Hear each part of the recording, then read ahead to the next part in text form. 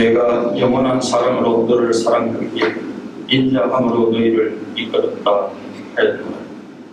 인자와 긍휼이 무궁하시며 영원한 사랑으로 죄를 벌푸시는 하나님 아버지, 주께서 저희를 사랑하시어 지난 한 주간의 삶 가운데에서도 참으로 이루신 주의 오른손으로 저희를 붙들어 주시고 세상 어둠의 죄에 속하지 아니하도록 성령의 인도 보호하심으로 살아가게 하시니 감사합니다. 우리 삶의 예배를 회복시켜 주시옵고 날마다 때마다 말씀 오브를 통해 하나님과 매일 만나는 생활을 통해 매를 따라 돕는 은혜의 보좌 앞으로 담대히 나아가는 온 성도들로 축복하여 주시옵소서. 그리하여 내 안에 내주하시는 성령님의 인도하심으로 성령의 열매와 성령 충만하심을 우리 사랑의 교회 온 성도가 풍성하게 누리게 은혜 내려 주시옵소서. 우리의 중심을 보시는 주님, 지난 한 주간 영적으로 누군가하여 죄의 사슬이 우리의 생각과 마음을 얽매고 사망에 이르게 하는 줄도 모르고 내 스스로가 나의 중심이 되고 물질이 나의 중심이 되고 나의 자랑과 유익이 나의 중심이 된 삶을 살지 않았는지 이 시간 고백하고 회개합니다. 이 시간 참사랑 되시는 주님, 우리의 중심이 되시길 간절히 원하옵니다. 이 시간 회개와 예배를 통해 썩어 없어질 세상의 것들이 나의 중심이 아니고 영원하신 하나님과 또한 말씀이 나의 중심이 되어 살아가므로 주가 일하심을 경험하는 남은 한 해가 될 수 있도록 축복하여 주시옵소서. 곧 있을 권사님 직식을 축복하여 주시옵소서. 새로 세워지는 두 분의 권사님들의 믿음과 사랑과 근심과 섬김을 통해 더욱더 사랑의 교회가 하나님의 영광을 드러내는 교회로 성도 간의 깊은 사랑과 교제를 풍성하게 세워나가는데 누구 부족함이 없도록 은혜 내려 주시옵소서. 또한 단기 성결을 위해 준비하고 함께 모여 기도하는 성도 한 사람 한 사람을 축복하여 주시옵소서. 부족한 가운데서도 최선을 다해 준비하게 하시어 이 선교 사역의 일을 통해 주시는 하나님의 은혜의 충만함을 누리게 하옵소서. 또한 각 목장에서 섬기는 선교지와 선교사님들을 축복하시어 하나님의 공급하시는 힘으로 주의 말씀을 전하게 하옵소서.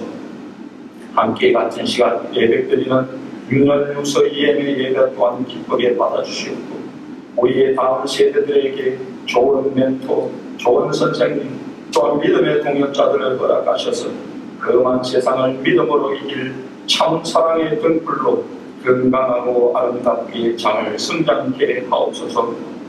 육신의 아픔으로 죽게 엎드려 기도하는 성도들을 기억하여 주시옵소서. 오직 주님의 회복의 은혜만 내려주시길 간구하는 것 밖에는 할 수 없는 연약한 체기들을 불쌍히 여겨 주시옵소서.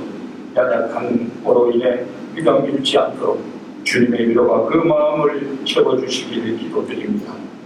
이 모든 예배자들이 신령과 진정으로 드리는 예배의 순서를 기쁘게 받아주시옵고 특별히 말씀 전하시는 목사님, 성령님이 함께 하심으로 모든 예배자의 마음과 생각에 하나님의 말씀과 사랑으로 풍성하게 가득 채울 수 있는 복된 인도자로 축복하옵소서.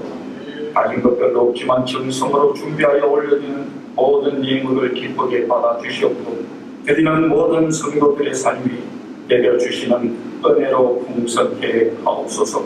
이 모든 말씀 우리의 영원한 생명 되신 우리 주 예수 그리스도의 이름 받들어 기도드렸사옵니다. 아멘. 자, 이제 우리 함께 하나님의 말씀을 보도록 하겠습니다. 자, 오늘 말씀은요, 신명기 5장입니다. 신명기 5장. 4장에 못한 부분들이 있기는 해요. 나머지 부분들이 있는데 그 부분들은 계속해서 우리들이 진행을 하면서 반복되고 나오는 내용들이기 때문에 제가 그냥 4장의 못한 부분들은 과감하게 넘기고 5장으로 들어갑니다. 우리 5장 오늘 1절부터 7절까지만 읽어보도록 하겠습니다. 15절까지가 아니고요. 5장, 신명기 5장 1절부터 7절까지 함께 읽어보도록 하겠습니다. 1절 제가 먼저 읽습니다. 모세가 온 이스라엘을 불러 모으고 그들에게 말하였다. 이스라엘 자손 여러분, 내가 오늘 당신들에게 말하는 규례와 법도를 귀담아 듣고 그것을 지키고 지키십시오. 주 우리의 하나님은 호렙산에서 우리와 언약을 세우셨습니다. 주님께서 이 언약을 우리 조상과 세우신 것이 아니라 오늘 여기 살아있는 우리 모두와 세우신 것입니다. 주님께서는 그 산 가운데서 당신들과 함께 서로 얼굴을 마주보고 말씀하셨습니다. 그때에 당신들이 그 불을 무서워하여 산에 올라가지 못하였으므로 내가 주님과 당신들 사이에 서서 주님의 말씀을 당신들에게 전하여 주었습니다. 주님께서 말씀하셨습니다. 나는 너희를 이집트 땅 종살이하는 집에서 이끌어낸 주 너희의 하나님이다. 너희는 내 앞에서 다른 신들을 섬기지 못한다. 아멘. 자, 여러분들 지난 주일날 무슨 말씀을 들었어요? 가장 위대한 시간이 뭐라 그랬습니까? 하나님의 말씀을 듣는 시간. 그래서 오늘 여러분들 가장 위대한 시간 우리가 함께합니다. 같이 우리 오늘도 기도하겠어요. 주님 오늘도 하나님을 만나는 가장 위대한 시간이 되게 하여 주옵소서. 이와 같은 마음으로 같이 기도할 때 제가 대표로 기도할게요. 함께 기도합니다. 하나님 아버지, 오늘 우리들이 주님의 이 귀하고 복된 말씀을 듣고자 하나님 앞에 엎드립니다. 가장 위대한 시간, 정말로 하나님을 만나는 시간, 말씀의 시간, 이 축복을 우리에게 허락하여 주셨사오니 오늘 우리들이 하나님을 말씀 속에서 만나고 우리의 인생의 위대한 순간을 맞이하게 하여 주시옵소서. 우리의 마음과 우리의 온 정성을 주님의 말씀에 귀 기울이고자 하오니 성령 하나님께서 우리를 붙들어 주옵소서. 예수님 이름으로 기도하옵나이다. 예, 아까도 말씀드렸듯이 시간은, 말씀을 듣는 시간은 우리의 인생 가운데 가장 위대한 시간입니다. 하나님을 만나는 시간이고 하나님의 지혜를 배우는 시간이 되기 때문이죠. 신명기 말씀은요, 가나안 땅으로 들어가서 그곳에서 하나님을 섬기는 나라를 세우려야 되는 새로운 이스라엘, 신이스라엘에게 그 땅에서 어떻게 그러면 나라를 세울까? 어떻게 그러면 살아야 할까? 그야말로 하나님 나라의 법을 가르쳐주는 말씀입니다. 하나님 나라의 백성들이 그 땅에서, 가나안 땅에서 어떻게 살고로서 거기서 가나안 사람들과 같이 아니하고 정말 완전히 새로운 민족, 새로운 사람으로 살아야 되는지 그 길을 갖다가 가르쳐주는 하나님 백성이 살아가야 되는 원리, 삶의 원리를 가르쳐주시는 말씀이에요. 그래서 오늘 1절에 보면 뭐라고 말씀합니까? 모세가 온 이스라엘을 불러 모으고 그들에게 말하는데 이스라엘 자손 여러분, 내가 오늘 당신들에게 말하는 규례와 법도를 귀담아 듣고 그것을 지키고 지키십시오. 근데 하나님께서 뭐라고 이야기하는 겁니까? 규례와 법도, 하나님의 이 말씀을, 하나님의 법을 잘 귀담아 듣고 그것을 익히고 지켜야 된다라고 이야기하고 있습니다. 가나안 땅이 어떤 곳입니까? 가나안 땅이 어떤 의미가 있을까요? 가나안 땅은 하나님을 무시하는 땅입니다. 하나님과 상관없이 사는 땅이고요. 게다가 지금 가나안 땅은 하나님이 심판하시기 일보 직전입니다. 하나님이 심판하셔야만 하는, 너무나도 악하기 때문에, 너무나도 타락이기 때문에 하나님께서 그들은 하나님의 백성도 아닌데 왜 하나님께서 그들을 심판해요? 하나님은 하나님의 백성들만의, 즉 믿는 자들만의 하나님이 아니에요.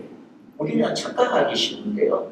하나님은 그냥 믿는 사람들, 교회 다니는 사람들의 신이겠지. 심지어 우리들도 그렇게 착각을 하는 경우들이 있어요. 그렇지 않습니다. 하나님은 누구의 하나님이에요? 모든 온 인류의 하나님, 온 세상의 하나님입니다. 그런데 그 하나님을 인정하지 아니하는 사람들이 많죠. 그럼 그 인정하지 않으니까 하나님은 그들에 대해서 나쁜 나라 아닙니다. 여전히 하나님의 법은 그들에게도 합니다. 무시하기 때문에 상관없이 살기 때문에 오히려 하나님께서는 그들에 대하여서 더욱더 시켜보고 계시는 거죠. 자, 가나안 땅은 이 당시에 가나안 땅은요. 그래서 이제 우리들이 나중에 7장, 8장 넘어가면 나오겠지만 왜 이스라엘 백성들이 가나안 땅에 들어가서 그들을 몰아내도록 하시느냐라고 하는 것을 이야기할 때 하나님께서는 왜라고 말씀하시느냐면 그 땅이 너무나도 악하기 때문에 그 땅을 하나님이 한마디로 말해서 한번 좀 청소를 해야 돼요. 그렇지 아니하면 그 땅에서 실험하고 고통하고 정말로 그 악과 그 힘에 가해서 몸부림치며 죽어가는 영혼들이 너무 많다라는 거죠. 하나님께서 이스라엘 땅을 그 땅 가운데 보내시는 이유가 바로 이겁니다. 가나안 땅은 어떻게 보면 그렇기 때문에 하나님을 무시하는 땅이고 하나님 없이 상관없이 사는 땅이기 때문에 오늘 우리들의 이 불신앙의 세상과 같습니다. 새로운 이스라엘이 가나안 땅에 들어가는 것은 우리가 이 세상 속에 들어가는 것과 사는 것과 같습니다. 그런데 이스라엘은 가나안 땅에 들어가서 뭐 해야 돼요? 그냥 거기에서 사람들과 더불어서 그냥 대충 살면 안 됩니다. 가나안 땅에 들어가서 이때까지의 가나안의 문화와는 전혀 다른 하나님의 말씀의 문화를 그들이 새로 만들어가야 돼요. 건설해 나가야 돼요. 가나안 사람들의 나라와는 전혀 다른 하나님의 나라를 세워가야 돼요. 마찬가지로 우리들도 이 세상 속에서 이 세상 속으로 들어가서 아니 이 세상 속에서 이미 살고 있지만은 그런데 우리가 하나님의 백성이 되고 하나님을 믿는 사람들이 되면 어떻게 되는 거예요? 우리들은 마치 이스라엘 사람들처럼 이 세상 속에서 살지만은 이 세상과 다른 삶의 방식으로 살아야 돼요. 다른 삶의 문화를 만들면서 살아야 돼요. 다른 가치관의 삶을 살아야 되는 거죠. 다른 삶의 습관과 양식을, 삶의 모양과 원리를 세우면서 살아야 돼요. 우리들은 이스라엘 사람들처럼 이 세상에서 어떤 나라를 세우지는 않아요. 있는 사람들만의 나라를 따로 미국 땅에서 살면서 야 우리 땅 곳에다가 우리들만의 나라를 세우자 그러지는 않아요. 똑같이 세상 속에서 살지만은 그러나 우리의 시민들은 어디에 있다? 여기에 있는 것이 아니라 미국 이 독수리 여권을 갖고 있는 것이 아니라 우리의 시민권은 뭐예요? 하나님의 시민권을 가지고 있다라고 말씀하고 있잖아요. 그렇기 때문에 하나님 나라의 시민권을 가지고 있으면 하나님 나라의 시민답게 하나님 나라의 시민다움의 모습을 이루면서 살아가야 되는 것이죠. 그런데 도대체 어떻게 살아야 되는 거야? 그 삶의 원리가 뭐야? 그게 뭐라는 거예요? 말씀이라는 거예요. 특별히 신명기라는 거죠. 그래서 첫 번째 오늘 우리들이 기억하기를 원하는 것은요. 하나님은 우리에게 이 땅을 살아가는 삶의 원리를 말씀하시기를 원한다는 거죠. 이 말씀은 우리를 향한 말씀이라고 하는 것을 깨달아야 됩니다. 3절에 보면요. 주님께서 이 언약을 우리 조상과 세우신 것이 아니라 라고 이야기해요. 오늘 여기 살아있는 우리 모두가 세우신 것입니다. 다시 한 번 더 여러분들이 중요한 말씀이에요. 다시 한 번 더 같이 한번 읽어볼게요. 자, 시작. 주님께서 이 언약을 우리 조상과 세운 것이 아니라 오늘 여기 살아있는 우리 모두가 세우신 것입니다. 이 언약이 뭡니까? 2절에 보면 이 언약이 뭐예요? 40년 전에 호렙산에서 시내산에서 이들의 아버지 세대와 이들의 할아버지 세대와 세운 언약이에요. 이들의 아버지와 이들의 할아버지는 어떻게 됐어요? 다 죽었어요. 없어요. 살아있는 사람이라 봐야 모세, 요수아, 갈렙 그 정도밖에 없어요. 그러니까 이 언약은 엄밀하게 따지면 지금 여기 이제 가나안 땅에 들어가기 위해 가지고 이 모압 평야에 모압 평지에 이렇게 전율을 갖다가 갖추고 있는 이 새로운 이스라엘, 신이스라엘하고는 사실 관련이 없어요. 그들이 받은 게 아닙니다. 아주 어린 아이들, 아니면 태어나지도 않은 사람들이었어요. 그때는 40년 전에.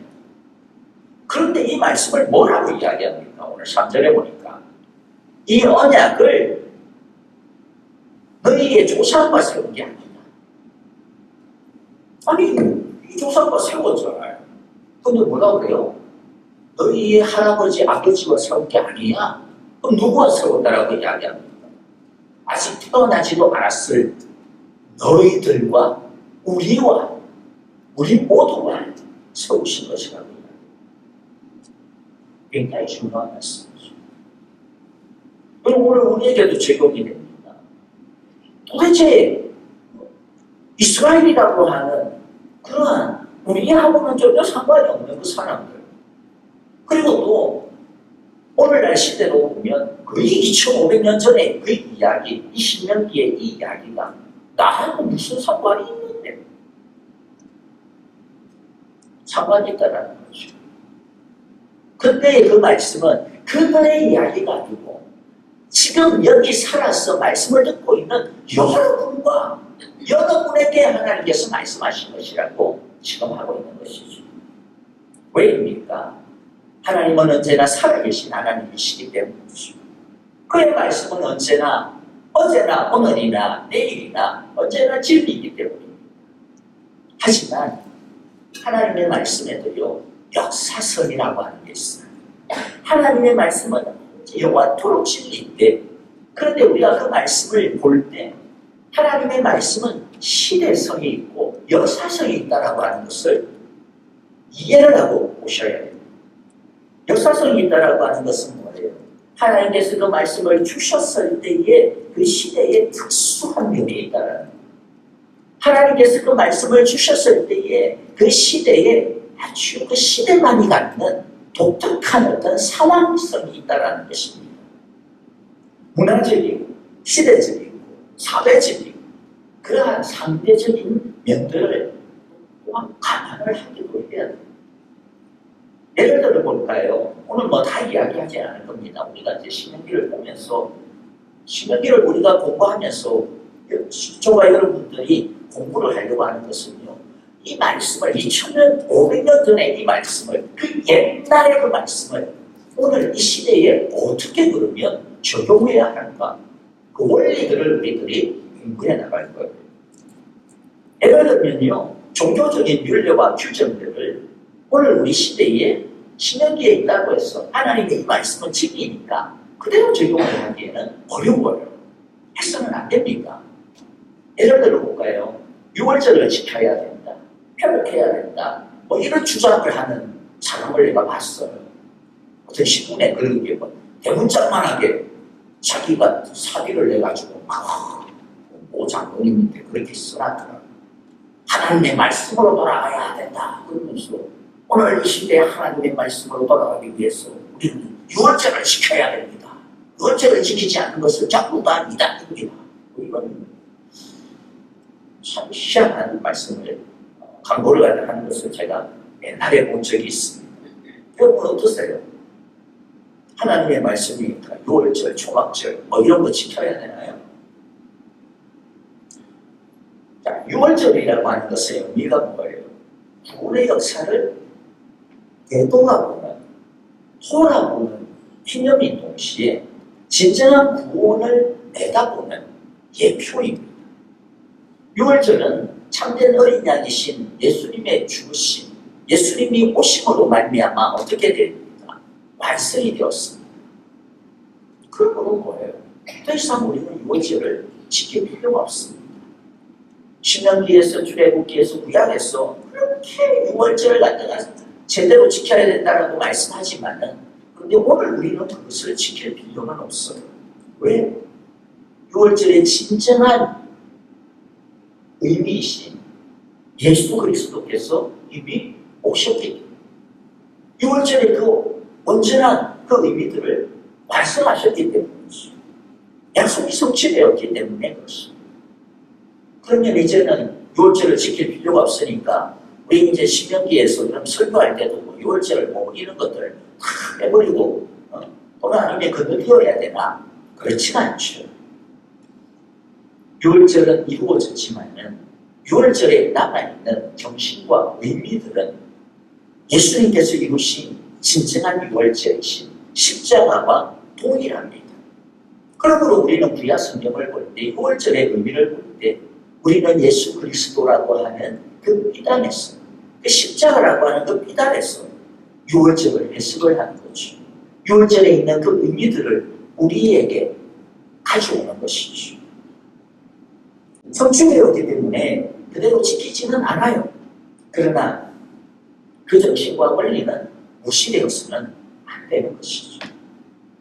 예를 들어 우리들이 보면 구약 성경에 보면 뭐 어떤 거 먹어야 되고 어떤 거 먹지 말아야 되고 그래서 뭐 우리들이 뭐 장남비스 우리 앞에 야뭐 오시고 먹어야 되냐 말아야 되냐 뭐 내기 먹어야 되냐 말아야 되냐 뭐 그런 소리 합니다.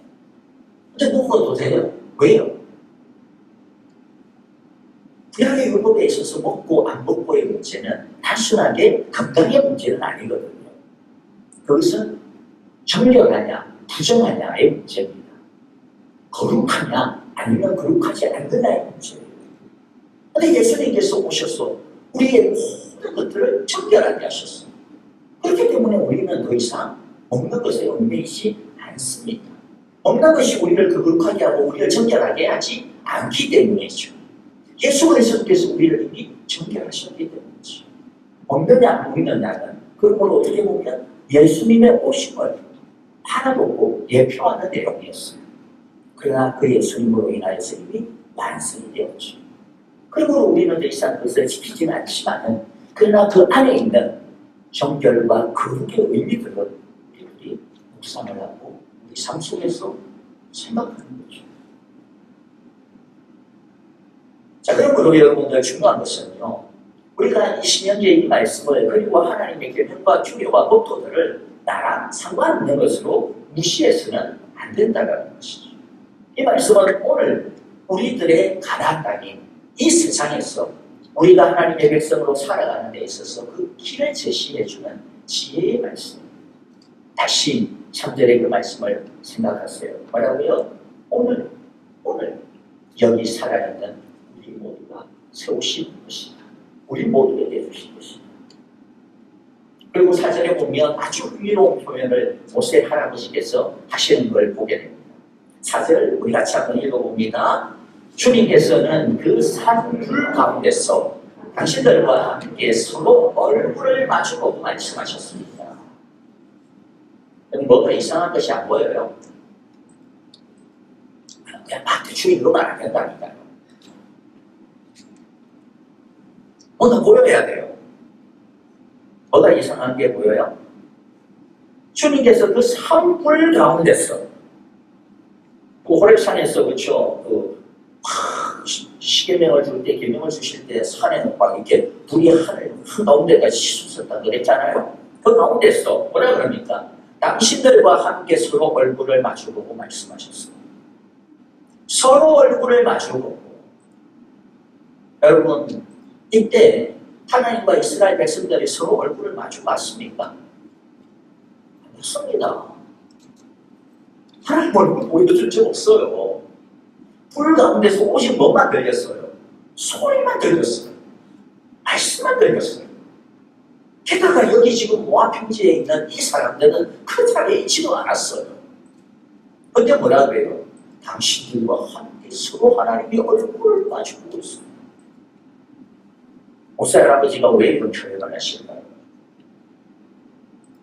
이 거짓말 아닙니다, 이거.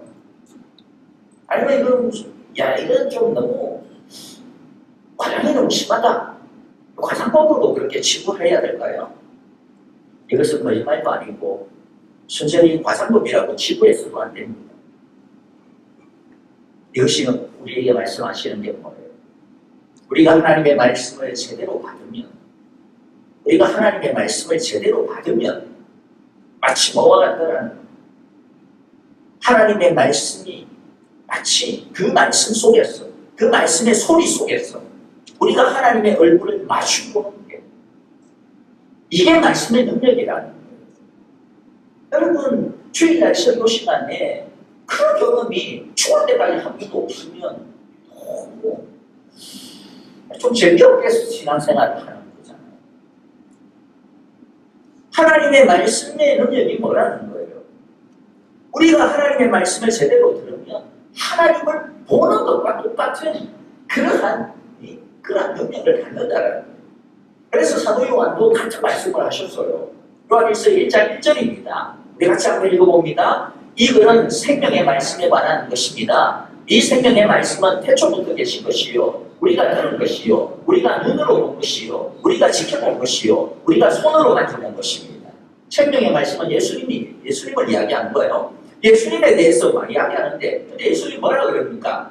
이 예수님을 우리가 들었고 우리가 보았고 우리가 만져보았다라고 이야기해요. 물론 사도 요한은 보았어요. 사도 요한은 들었고 사도 요한은 같이 밥도 먹고 같이 손도 잡고 같이 걸어갔습니다. 그런데 문제는 뭡니까? 사도 요한은 그랬지만 사도 요한의 이 편지를 듣고 있는 이 설교를 듣고 있는 사도 요한의 교회의 성도들은 예수님 본 적 없어요. 예수님을 만난 적 없습니다. 대부분이. 왜냐하면 그것은 에베소 성도들을 위한 거거든요.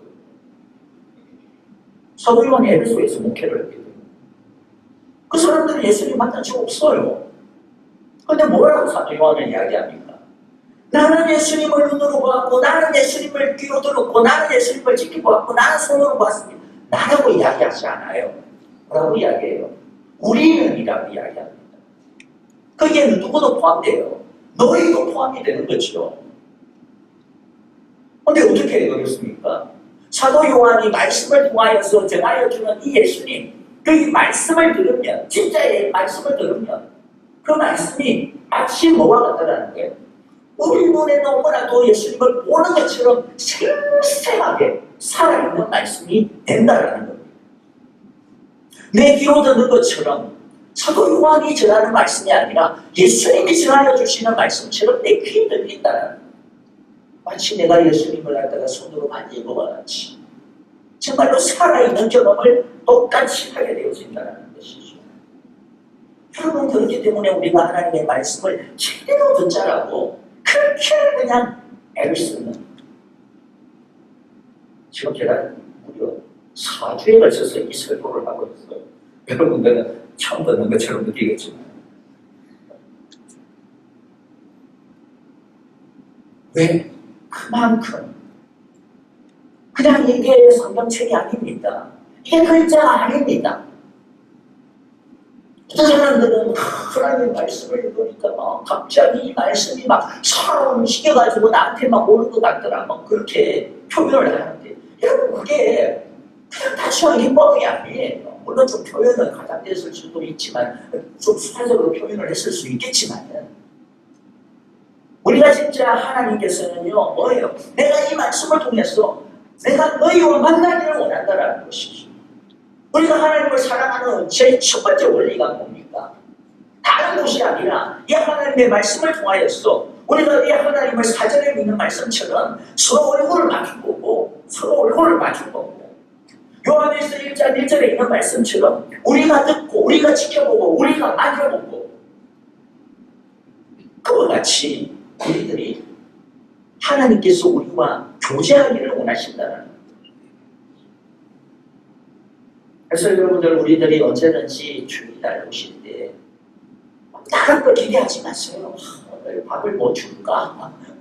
오늘 밥 설렁탕 주는데요. 아유 그것도 좋죠. 같이 만나서 교제하고 같이 이렇게 또 그렇죠. 서로 그것도 너무 좋아요. 그런데 정말로 우리들이 기대하고 와야 되는 건 뭡니까? 하나님께서 오늘 나를 만나니까 오늘 말씀을 통해서 내가 어떤 하나님을 만나게 될까? 그 생각을 하며 그 기대를 하며 그 경험을 하며 오면 여러분 여기서 어떤 분은 뭐 한 40분 걸리는 곳에서 어떤 분은 한 1시간 걸리는 곳에서 올 수도 있겠죠. 근데 1시간이 뭐가 될 수겠어요? 하나님을 만나는 게 그렇잖아요. 일주일에 한 번이면 어떻고 두 번이면 어떻고 세 번이면 어떻고 네 번이면 어떻고 일주일에 매일 오늘 뭐가 그렇게 힘들겠어요? 하나님을 만나는. 정말로 하나님께서 우리에게 바라시는 마음입니다.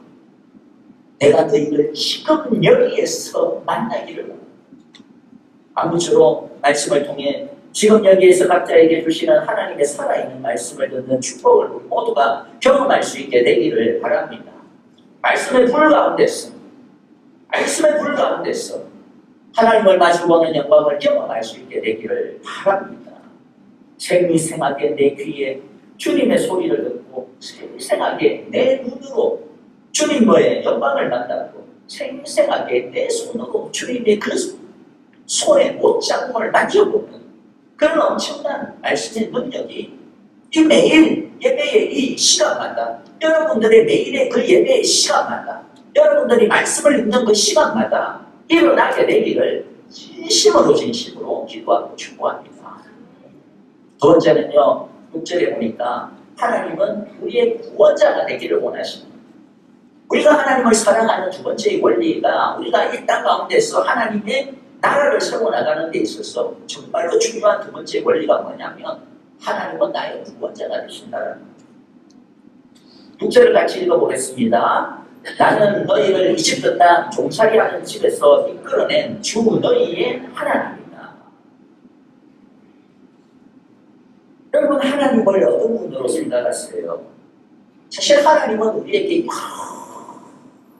의미가 있잖아요. 그렇죠? 그런데 하나님은 여기에서 이스라엘에게 나는 너희의 창조주다 그렇게 소개하지 않아요. 창조주가 아니어서가 아닙니다. 맞아요. 그런데 그것보다는 나는 너희를 인도해낸 구원자다라고 이야기합니다. 주라고 이야기합니다. 하나님은 나는 너희를 공급하시는 분이다 그렇게 소개하지 않습니다. 물론 하나님은 공급자가 되세요. 아니어서가 아닙니다. 그런데 그것보다 더 중요한 게 너희를 이집트 땅에서 인도하여 낸 구원자 주라고 하는 것이죠. 왜 이게 중요한가요? 왜냐하면 하나님과 관계가 없다면 하나님이 아무리 창조주가 되신들 하나님이 아무리 공급자가 되신들 하나님하고 우리하고 관계가 없다면 무슨 소용이 있냐는 거예요.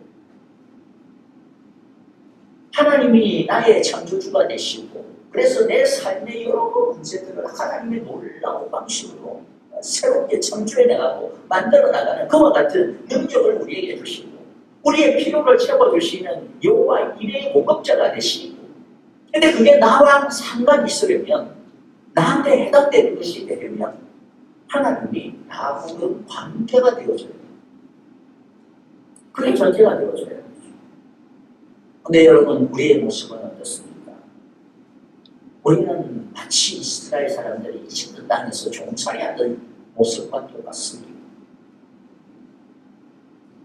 이스라엘 사람들이 이집트 땅에서 종살이했다라고 하는 것은요, 단순하게 그들이 이집트 땅에 어떤 마치 노래처럼 종처럼 그렇게 억압적인 삶을 살았다라고 하는 것만이 아닙니다.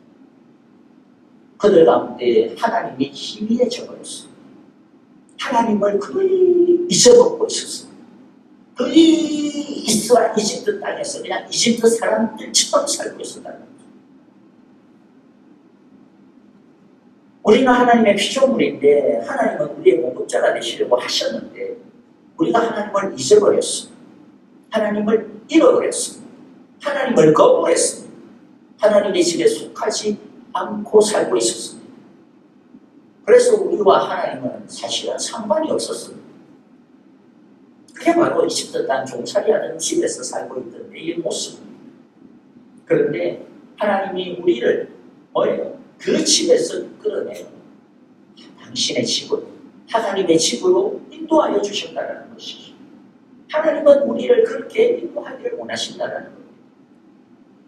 죄에 억눌려 있는 곳에서, 세상에 억눌려 있는 그 인생에서, 감금되어져 있는 그 인생에서 우리를 진정한 자유의 인생으로 옮기고자 하신다는 거죠. 옛날에 아주 옛날은 아니고요. 미국의 아마존이라든지 그다음에 뉴욕타임즈라든지 이런 데서 베스트셀러가 되었던 한 책이 있는데 도둑맞은 인생이라고 하는 책이 있습니다.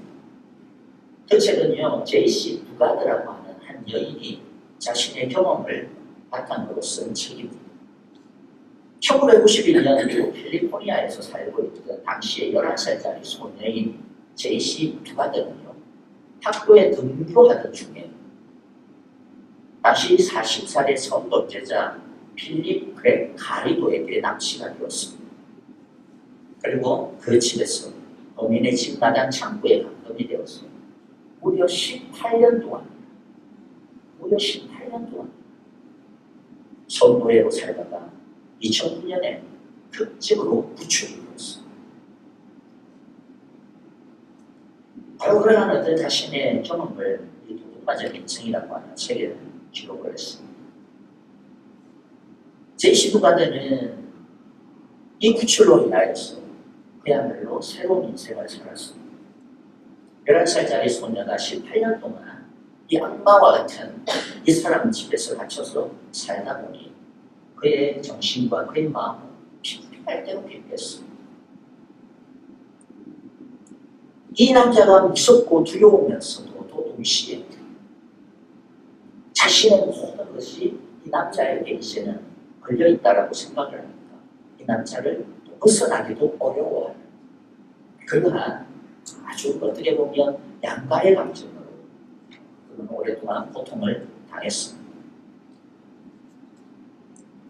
그가 구출이 되고 난 다음 그의 인생은 진정한 자유가 두어지게 된 것이죠. 18년 동안 그의 부모님은 이 아이를 기다리면서 살았습니다. 이 아이를 위해서 정말 모든 것들을 준비하면서 살았죠. 그러나 18년 동안 이 제이시 두가드는 그 부모의 집에 있는 그 낯설함을 누릴 수가 없었습니다. 왜입니까? 악한 자의 집에 감금되어져 있습니다. 여러분, 우리가 마치 그와 같았어요. 죄에 감금되어져서 살았습니다.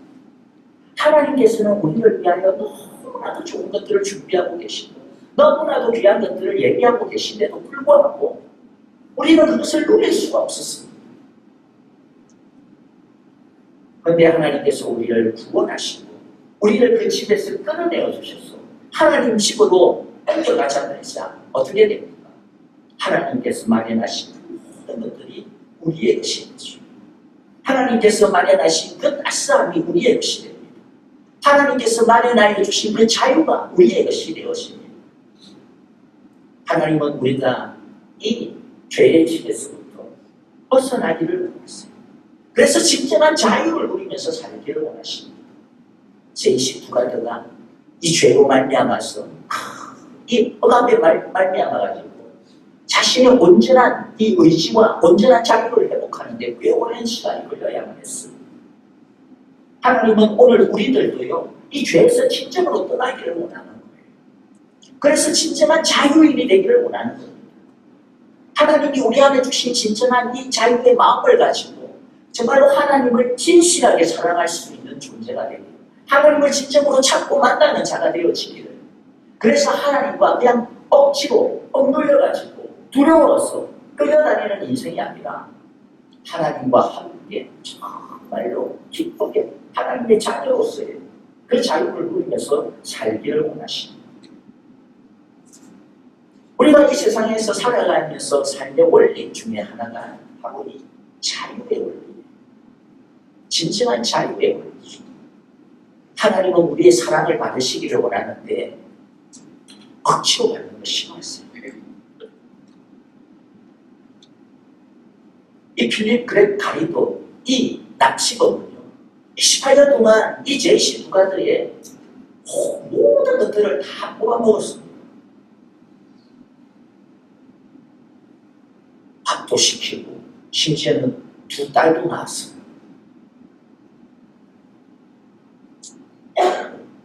하지만 그렇다고 해서 그게 이 제이시 두가드가 이 남자를 사랑해서는 아니죠. 두려웠었죠. 무서웠었죠. 하나님은 우리에게 그런 사랑을 원하지 않습니다. 하나님은 우리가 정말로 하나님이 나를 진짜 자유하게 하셨구나, 나에게 진짜 새로운 삶을 주셨구나, 나에게 진짜 당신 안에 당신의 심에 있는 그 귀하고 놀라운 것을 우리에게 선물로 주셨구나. 온전한 사랑을 우리에게 허락하여 주셨구나. 그 마음을 가지고 그 따스함을 가지고 정말로 하나님을 바라보면서 기쁨의 얼굴을 가지고 환한 미소를 가지고 하나님께 안기기를 원하시는 거죠. 우리가 그 하나님을 그러한 주로 그러한 구원자로 우리들이 하나님을 그렇게 사랑하기를 원하십니다. 우리가 세워야 되는 하나님의 삶은요, 그런 사랑 속에서 이제 세워져 가는 겁니다. 그런 기쁨 속에서 세워져 가는 것이죠.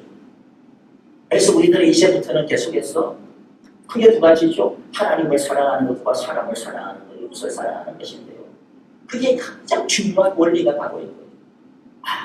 하나님도 우리에게 최고의 자유, 최고의 기쁨을, 최고의 사랑을 선물하여 주셨구나. 이 기쁨을 가지고 하나님을 사랑하고, 이 기쁨과 감사를 가지고 사람을 사랑하고, 나 자신을 사랑하는 것이죠. 말씀을 정리합니다. 여러분, 하나님께서는 우리를 가나안 땅과 같은 이 세상 속으로 들어가게 하십니다. 그 속에서 살게 하십니다. 우리가 살아가야 되는 곳은 이 세상이죠.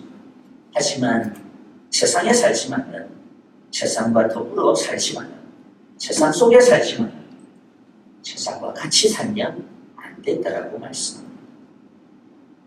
이 세상의 힘은 너무나도 강합니다. 우리 안에 있는 죄의 육신의 힘은 너무나도 강합니다. 그것은 이기게 하는 힘이 무엇입니까? 얼굴을 마주보고 불 가운데서 마주보고 하나님을 독대하게 하시는 말씀의 능력입니다. 이 말씀이 우리 안에 살아움직일 때 우리는 이 세상 속에서 세상과 다르게 살 수가 있습니다. 다르게 사는 정도가 아니라 아름답게 살 수가 있습니다. 위대하게 살 수가 있습니다. 하나님께서 우리를 자유하게 하십니다. 하나님은 옛날에 나를 죄로부터 자유하게 하셨을 뿐만 아니라 지금도 우리를 자유하게 하시고 지키시고 우리의 구원자가 되셨습니다. 우리의 이 자유의 마음을 빼앗기시지 않고 우리 안에 있는 이 하나님의 사랑을 빼앗기지 않도록 우리 안에 있는 이 즐거움을 빼앗기지 아니하도록 우리 안에 있는 이 소망을 빼앗기지 아니하도록 하나님께서 나의 구원주가 되시고 나의 구원자가 되시는구나 라고 하는 이 사랑으로 우리들이 살아갈 때, 이 기쁨으로 살아갈 때 우리들이 이 세상 속에서 무슨 짐을 짊어지고 업어빼고 사는 것이 아니라 이 세상 속에서 기쁨으로 주와 함께 동행하게 되어질 것입니다. 저와 여러분들이 이러한 삶을, 말씀의 삶을, 하나님 사랑의 삶을 살아가는 귀하고 복된 인생들이 되기를, 이번 한 주간도 그러한 삶을 살아가게 되기를, 하나님을 만나게 되기를 간절히 기도하고 축복합니다. 같이 기도하고 찬양하도록 하겠습니다. 오늘 우리에게 주신 이 말씀을 마음 가운데서 읽었어요. 함께 기도합시다.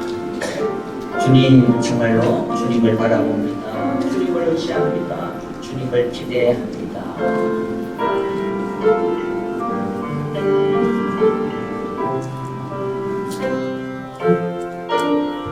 2000년 전의 말씀이 아니라 지금 나에게 주시는 살아있는 말씀이 되게 하여 주옵소서.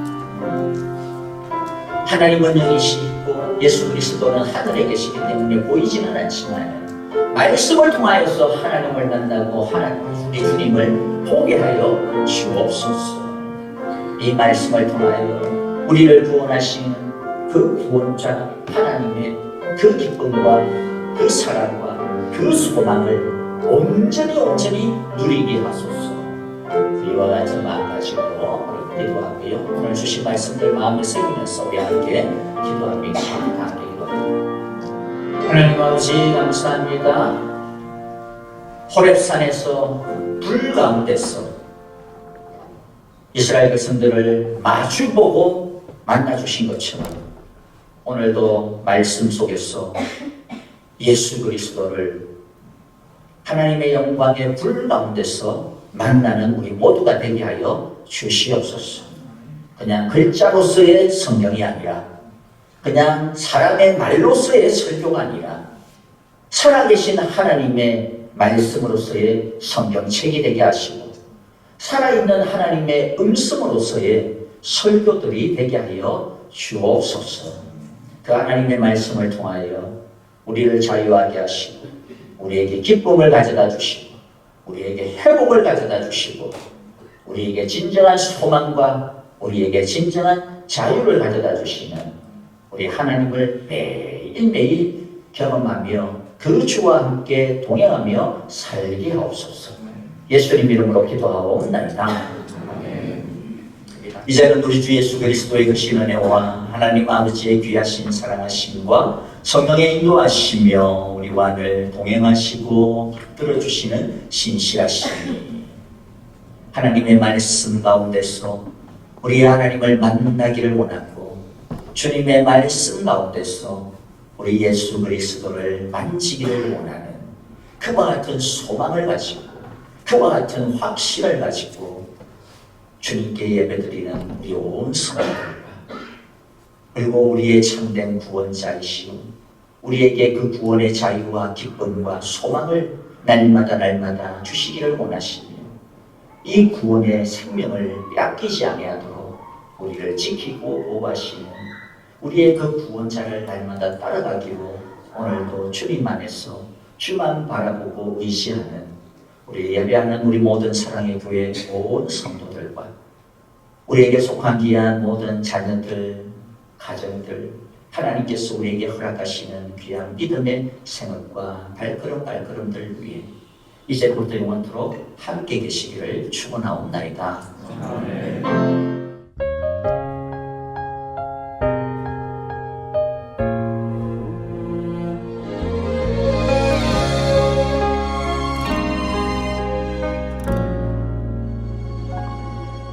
내가 누려왔던 모든 것들이 내가 지나왔던 모든 시간이 내가 걸어왔던 모든 순간이 당연한 것 아니라 은혜였어.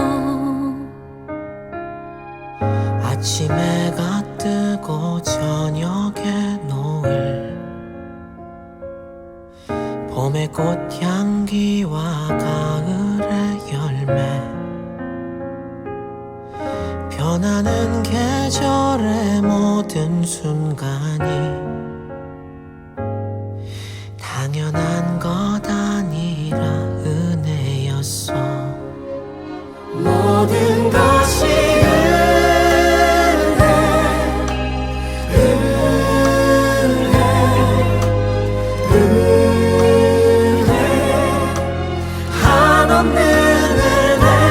내 삶에 당연한 건 하나도 없었던 것을 모든 것이 은혜였어.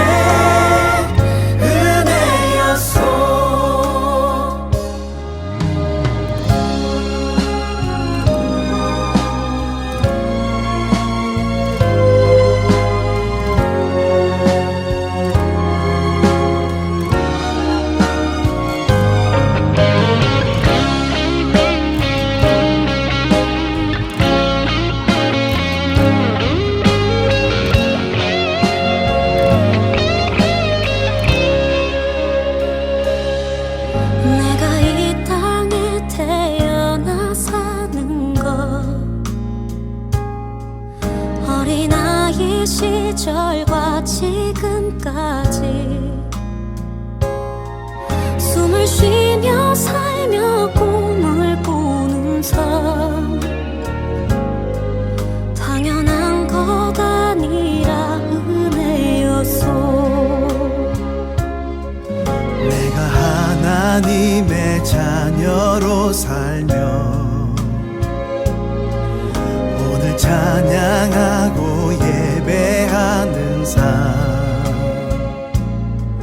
복음을 전할 수 있는 축복이 당연한 것 아니라 은혜였어. 모든